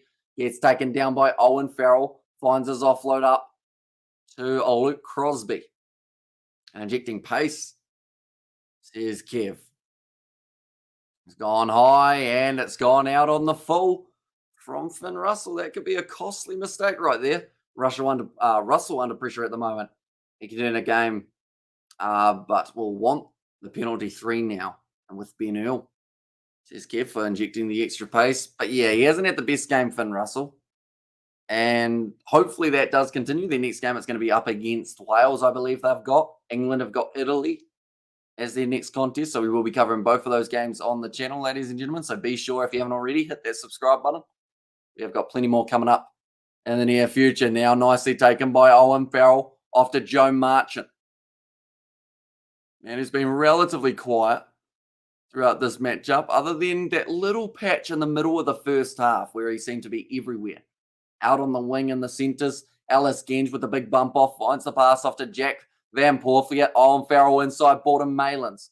Already got himself 2 tries. Would love to bring up the hat-trick, but Van Porfiet almost going straight through, now off to Ollie Chisholm.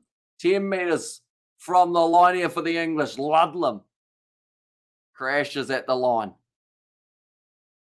Scotland, they're going to have to find a way of defending this. Marcus Smith. Now he'll go with the step himself. Oh, he's just driven into touch. Not quite the brute force that he needed to go on a row match. The France 15 plus sound fair, says Nicola. And also we have got their next try, England. It's coming, says Kev. We're extremely close. Oh, so it's actually in Italy. Oh, that home Italian fan base, though. I think if they don't win by 15 plus, they'll win by 10 plus. But I assume that 15 plus is what your pretty much betting thingy says that you have to go with. Right, they're going to make some more subs.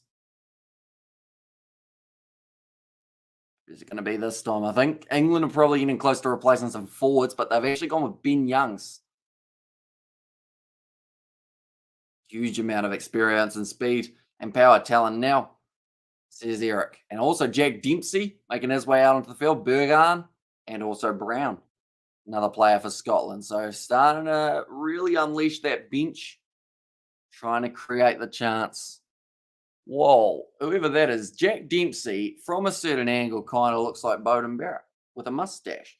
YouTube takes off the stream and Game F YouTube in the censorship, says LD. And there, yeah, it's a shame. Although I know that from past experience of getting copyright strikes and everything like that, YouTube aren't actually purely to blame. They just take it down because if they don't, they get sued. So it's actually the broadcasters who take down the streams rather than YouTube. Like YouTube get a copyright complaint request and then YouTube have to take that down. And then from there, you can start the appeal process type thing. But yeah, YouTube just pretty much do it so that they don't get sued. The first test of the new year, currently 12 p.m. Central Time. Are you bulking up, been hitting the weights? Says, and it was there from Kerman. I have not been hitting the weights. I have put on a bit of weight though, so I'm probably going to try and lean down in February. But that's just from doing Like, I feel like ever since Christmas, doing test matches and also doing like the other like long days of sevens and stuff, you just end up going with whatever's available to eat rather than like cooking decent meals. And parenting is tough when you are sleep deprived. What a fascinating insight, Tony. There you go. And football's coming to Rome, says Stephen. I think it should be close, but I think the last 10 minutes, England will pull away. What's your thoughts? I think it's whoever's going to use their bench better. They're covering the T20 Women's World Cup, says Cameron. Unfortunately, we won't be able to. Not because like we don't want to cover the women's game, because we have covered quite a bit of women's sport in the past, but it's more because, unfortunately, like what was mentioned before, that copyright side of things, like we've been copyright struck by not teams, by like people who aren't even broadcasting the game. They just take you down so that you're not their competitor. So it's a bit of dirty politics in the cricket world. That's going to be a nice ball from Stuart Hogg. It's put down from Kyle Stain. That was the dream opportunity. Has that not? Yeah, I was going to say that's a knock on. It's gone for the meter. Mistake again. You can't afford to make them at this stage of the match by rats, says Scrumless there. Oh, the medic almost tripped over the ball. That would have been disastrous. He would have needed a medic if he had gone down. Stuart Hogg and Kyle Stain working beautifully together. Just passing, and then the ball was slightly behind Stain. And Owen injured, says Nate. I guess the question is he actually injured, or is he Owen injured? Because if he's Owen injured, he'll be up in a second. He'll be fine. But if he's injured, then he might go off the field. Tackles made 169 made by Scotland, only missing 18 in there. And also, we've got their way out these contracts and other business deals done ahead of time, so games aren't off suddenly. Bad enough that BBC, that one broadcast on the Radio 5, and nations on outlets in the USA. So I assume you're talking about like the live streaming on YouTube. Pretty much the reason that the deals aren't done beforehand is because they're multi-million-dollar contracts to be able to get licensing. So the likes of Sky or SuperSport, like they're paying millions of dollars to have the rights to show the games. So anyone who's showing them that doesn't have the rights, they do take down to pretty much maximize their revenue, but also to be able to, I guess, hold that as their own type thing. And I know what it is. You don't have your tie and blazer like your Angus Young now without high school or without a schoolboy uniform on, says Kerman. And also we'll get there, Hickey Hamish Flash haircut. Cheers, Mark. It is a bit shorter than it was. And also we'll get there, drink some Red Bull, brother, says Kev. Although I will be going to sleep relatively soon. So I don't want to get all caffeinated before that, because or else then I'll probably be buzzing off the walls. Also, that's actually crazy. Sport needs all the advertising it can get. In South Africa, I tell you, there's no advertising whatsoever. I don't know how they're going to fill the stadiums, says Cameron. Right. So we're just at about a 2-minute scrum reset, ladies and gentlemen, which is why we were talking about some random topics. And under 20, Italy lost to France by 1 point with 2 bonus points, says Nicola. I think Italy's youth system's looking very strong. Like they've got some potential for the up-and-coming generations, I think. Now, an advantage to England for a shaky scrum. The penalty goes their way. And Ludlam just having a bit of a push and a shove with White. I think that was Dan Cole, his first real chance of the day. He's already been able to make the most of it. What time is it in New Zealand at the moment? It is 7:09 a.m. So we started live streaming at about 1 a.m., somewhere around there. It's just enough time for me to make popcorn, says Cited. See, I've got to try and decide what I'm going to have after the stream, whether or not I go with a breakfast food or whether I go with a, I guess, non-breakfast food. Such as what's a non-breakfast food? Like chips? No, I don't know. Don't know what I have. I'll find something. Now, 18 minutes left. It's beer time in the UK. There's Eric. The rolling ball from England's looking relatively wonky at the moment. Now, Ellis again spins off. Gives it to Ben Earl. 22 metres out from the line now. Ben Youngs goes back across to Ollie Chisholm. Sunday Mass, says Nicola. As in, like, Sunday Mass is in like a whole heap of food, or is that what you mean? Going to be kicked in behind. Nicely taken by Stuart Hogg. Does kick it downfield, doesn't find touch. Now Ben Youngs, very experienced and very skillful. Gets it up to 15 out. Have a good kip. Wake up, then eggs and bacon or steak. We do have all three of those things. Hey, hamburgers for breakfast, says Dion Walsh. Nice, solid. Good way to start the day, eh? With a big old hamburger. Now back across. Here comes Owen Farrell. He's got some strapping on his head. The moment roast chicken says annoy. Roast chicken is also very good. And also fitness is coming in England. Has this push your house. One of my Kiwi friends says, Kev, and looking good in your video, Kevin. How many kg you do? Bench press. Says Blues Nate.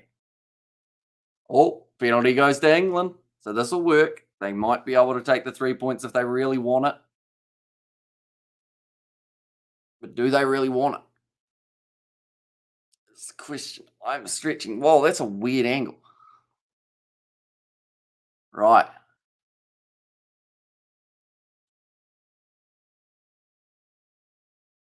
Right, they've called for the shot. Ben Youngs, he was tackled early by Stuart Hogg.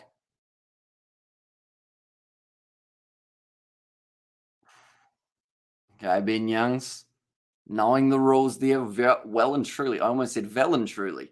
And yeah, they want it. Says Dion. Farrell, he's got some strap on the head, like I mentioned. He took a bit of a knock earlier on, maybe a bit of blood. That one's gone over. And England now get themselves just a little bit more of a lead. No collar and tie, Irish. Not today. It's currently extremely warm. So I think if I was to wear the collar and tie, I would probably pass out. But hopefully it cools down later on when I try and sleep. Either that or I'm going to have to get a fan of some sort. Try and keep me cool. And how is Young's fitted in? Says Eric, he looks like he's done pretty well since coming onto the field. Like, he won them that penalty. Big shot there from Kyle Steyn on Lewis Ludlam, of all people. And Finland's misconversions will lose them the game. Says Annoy, not rolling away. Scotland, says Nate. And here we go, says Kev. Right, Youngs once again. About to put this ball high. Is he taken by Stuart Hogg? Finn Russell, big shot on him. England over the ball. Stolen by Bennell. No, it's illegal. Okay, he was off his feet. Didn't have a lot going for it, to be honest. For Ben Youngs there. Oh, sorry, not for Ben Youngs, for Ben Earl. How many Bens are in this game? Got Ben Youngs, Ben White, Ben Earl. Is his first name Ben? I think it is. We got any other Bens? No, we haven't got any other Bens. We just got the three.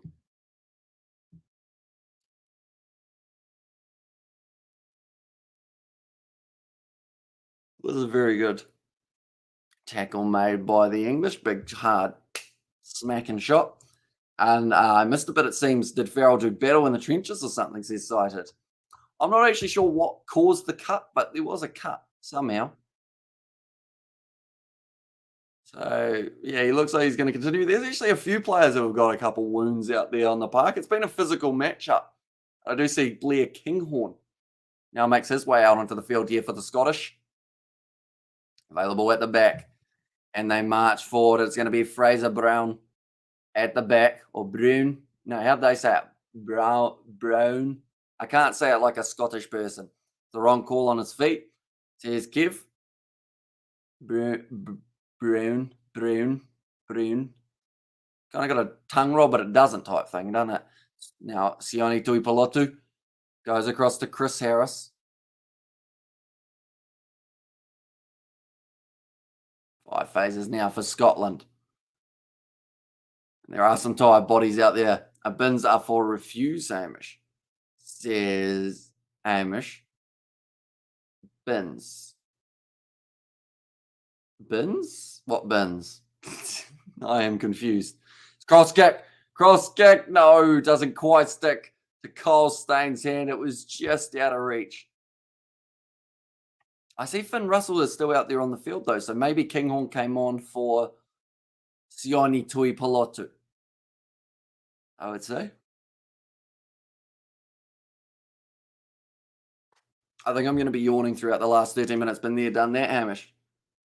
Wait, with the bin? Garbage? Says Nicola. I'm very confused. They want to take 3, though, to Scotland. So that means that it will only be a 1-point difference between the two sides. Dan Cole's been around for centuries. Says, no, he has. He's been there for a very long time for England, but still seems to be a relatively effective prop. Has a lot of experience under his belt. Looks like Stuart Hogg just getting iced up on that knee. So hopefully that's nothing too serious and he does continue the Six Nations.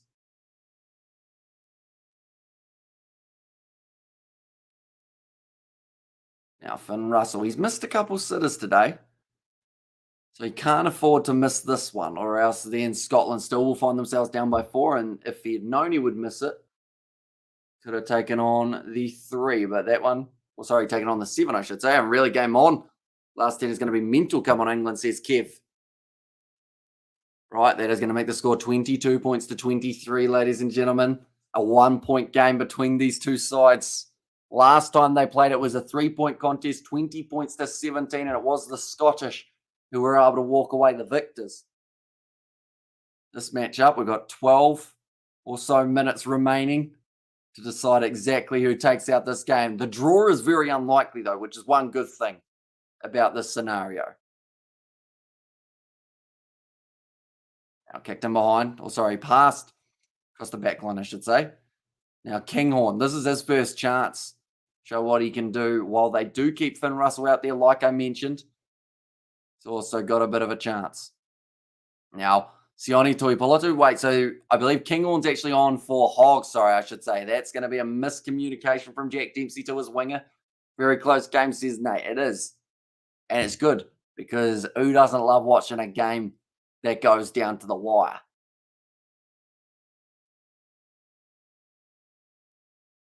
I think both coaches will have a few things to scratch their heads about. It was the old lady cameras keep showing. Not sure, but she must be important because they've showed her about 3 times, haven't they? There you go. We see Borthwick there. The coaching staff. I say 3 points in it. Just love it. Edge of the seat now, says Kev. Oh, and the player is down here at the moment. I'm hoping it's just some sort of cramp, but I think that's actually a guy who hasn't been out there too long. So that's not good. Hopefully there's nothing too serious. Princess. Ah, okay. So is she a princess of England? Or somewhere else? I feel like this is information I probably should know, but yeah, I just don't know it, unfortunately. And last 10 minutes will decide. Hello, Hamish Process for show. Welcome in, mate. Hope you're doing well. Right, George Horn is now, I believe, about to make his way back out onto the field. Jamie George throws it in. Taken by Ollie Chisholm in England. Try to begin their march. Some good work in the breakdown from Fraser Broom just to try and keep him distracted. Kicked him behind. Well cleaned up by Blair Kinghorn, who springs back to his feet. Manages to put in a massive kick while he's being tackled in the process. Now here comes Ben Earl. Trying to drive through. Tackled by Johnny Gray, daughter of Liz. Says Nicola there. And come on, Scotland, says Peter Mason. And give up England, says Mark. And which one? I don't recognise it, says Cited. Now it is going to be Marcus Smith.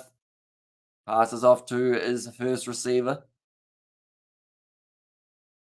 Shows on Farrell now. Coming forward, Anthony Watson. His first touch of the ball. Jamie George. Short ball to Marco Vunipola. Youngs to Smith. Off to Watson, who's almost crawling to the 22. Desperation. As an Irish fan, this match is exciting as hell, says Stephen G. Kicked him behind again. Kinghorn comes up. Gives it back to Finn Russell. And he kicks it downfield. Gives it now to Marcus Smith. There's space to work here for the English. Malins, it's a penalty to Scotland. And also, I should have known Forget about her, says cited. And also we have got the Hamish Bro, England and Scotland, very loveliest affair in the sport, says Michelle. Yeah, people love watching these two sides go head to head, and you can understand why when we get to see them play. Like every time both sides go out there and just put absolutely everything into it. And there's only 1 point difference at the moment here. It's getting intense.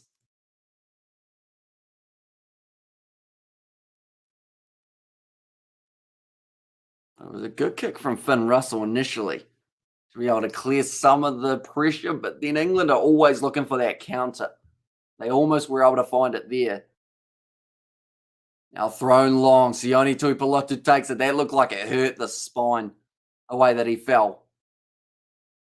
Now another crash ball from Scotland on the halfway line. Slowly building. That time it is going to be, I believe it was Richie. And as Gary Finn Russell's done well to take that. Kicked it in behind, and I think he's kicked it out on the full. In fact, Colestane's saying that's bounced. I think a few other people are saying that it bounced as well in the field of play.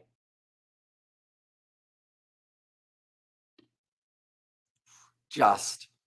And Gary with Kev, is you down a Red Bull, says Christo. And whereabouts are you in New Zealand? I am in South Canterbury, if you know whereabouts it is. About halfway in between Christchurch and Dunedin. Smack bang in the middle. This is a great game, but I'm struggling to maintain consciousness. Says something exciting. Says Distracted Sports. Well, exciting's quite a hard thing to do on the spot, isn't it?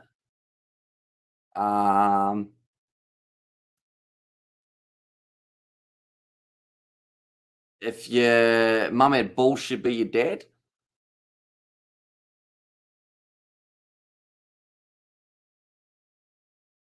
George told me that one the other day.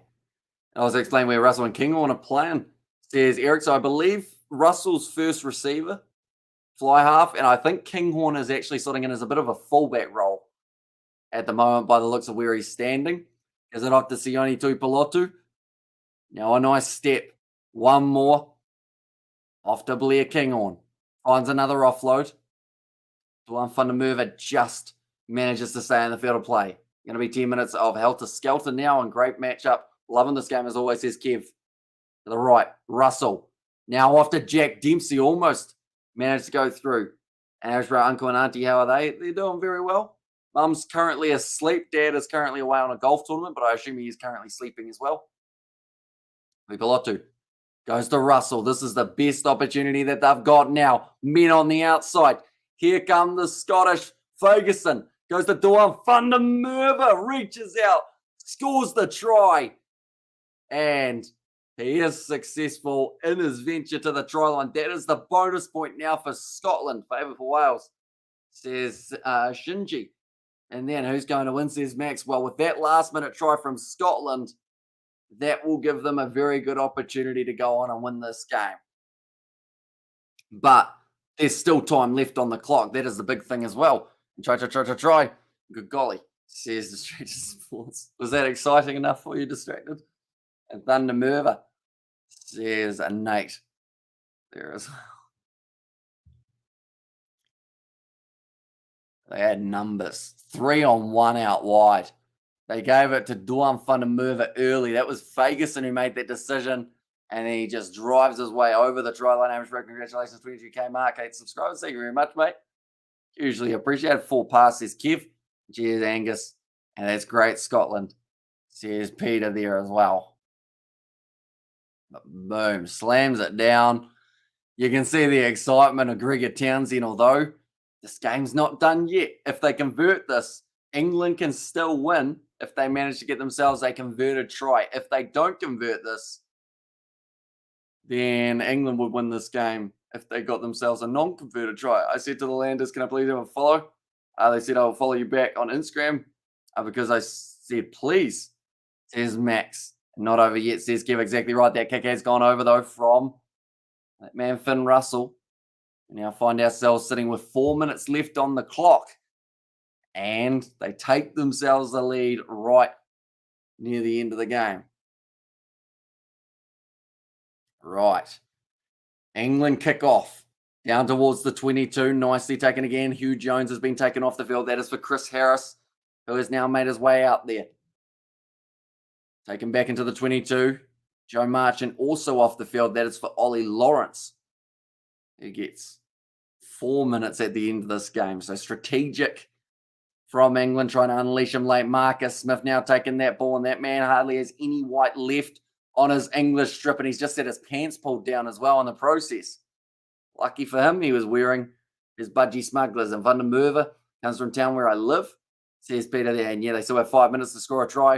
And Scotland are favourites at this stage, says Vishal. They certainly are, I should say. England don't have the bottle, says Stephen. Now Watson carries. Youngs to Atoje, one of his rare carries of the contest. Now another carry from Watson. Vunapola, 22 metres out. If England score, they will end up getting themselves the bonus point, which would mean that they do get at least 1 point for this contest, if not 2, for being within 5. But that all depends on whether or not this kick goes over, and actually within 7, I should say. I said to the Landers, can I please have a follow? Oh, no, I read that one. Said, how are the lads going? They are pumped for pre-season against the Crusaders next week, says Max. Now, it will be Farrell, short ball to Ludlam. Now, Youngs. Clock slowly ticking down here. 6 points the difference between these two sides. As road table of the Six Nations, it's a penalty advantage for England. Ben Youngs kicks it in behind, and it will be just bouncing up for Kinghorn. They can go back for the penalty. All those work out at the gym paying off for Van der Merwe. Thunderstruck, says Blues there as well. But the table of the Six Nations currently, we've only had, this is the second game, so currently all you need to know is Ireland are on 5 points and no one else has a point yet. But whoever wins this game will either be walking away. In fact, whoever wins this game will be walking away with 5 points. And the other team will be walking away more than likely with 2 points. Distance to the try line will be 9.1 metres now. And that is what separates England from maybe causing a big upset, getting a final minute try here at Twickenham. Not long left on the clock. Scotland, they've been defending well throughout this matchup. They just need to do it again. Here we go, says Kevin. Come on, Scotland, says Brian. George throws it in. Now the rolling maul gets forced backwards, I'd say about maybe 10 to 15 metres there. It collapses down. The ball's available for Ben Youngs, though. Now off to Ben Earl. One handling error here could cost England the whole match. Youngs goes off now into the hands of the explosive running number 23, Anthony Watson. Now Youngs, short ball off to Mara Atoje.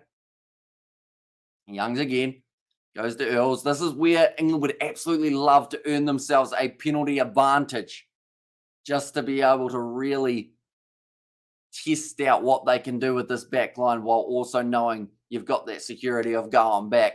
Let's go Scotland as well, says Cameron. And there's one now. Ben Earl once again goes forward. England, have they conceded that ball? It's the penalty to Scotland. And it's none other than Jamie Ritchie, who is able to get himself the victory. Get himself the turnover, which will lead to the victory. And Wales, says Sinji. And also, that's the game. And what time is it in Kiwiland? It's 4:30 a.m. here, says Kevin. So we have moved through to 7:30 a.m. at the moment. A well played Scotland, says Kev. And let's go Scotland, says Cameron. But Ben Earl, he took the carry. They're just asking, is it full time? It sure is. And Scotland win their first game of the Six Nations. England start the same way that they did in 2022. And that is with a loss, and the Kolkata Cup will be staying with the Scottish. They get to take it home. Duan van der Merwe, the Six Nations player of the match, his explosive second try, not just helped the Scottish towards the victory, but it's helped them towards a bonus point victory, which does mean they will get themselves the full 5 points available and will sit second on the Six Nations table. Big defence from Scotland, says Sided Canvas, and also cracking game, says Director Sports. And congrats, Scotland. And they're nothing better than an England loss, says Xavier. And great stuff, Scotland, says Stephen G. in there as well. But Scotland, the victorious side. Dawn van der Merwe, he had a big game. Yes, well done, Scotland. Make us proud. I was generally a Scotland supporter at the end, says Xavier. Yeah, twice in a row. Okay, they've just said the last time that they beat England 3 times in a row was 1971. That was a while ago. So that is very impressive indeed from the Scottish. And yeah, that's what happens when you get rid of Eddie Jones. Oh, great stream. So again, Scotland continue their form next week. Well done deal for us. Or for this, says Sinji. And Amish Bro, English team nervous after half time. Yes, Xavier, says Mark. And there's all, but nonetheless, it's going to be the end of this live stream, ladies and gentlemen. We have got the next one is going to be tomorrow night. Matchup taking place between France and Italy. That'll be 4 a.m. New Zealand time. Be sure to tune in for that one. Nonetheless, thank you all very much for tuning in. I hope you did enjoy. I will see you all for the next one.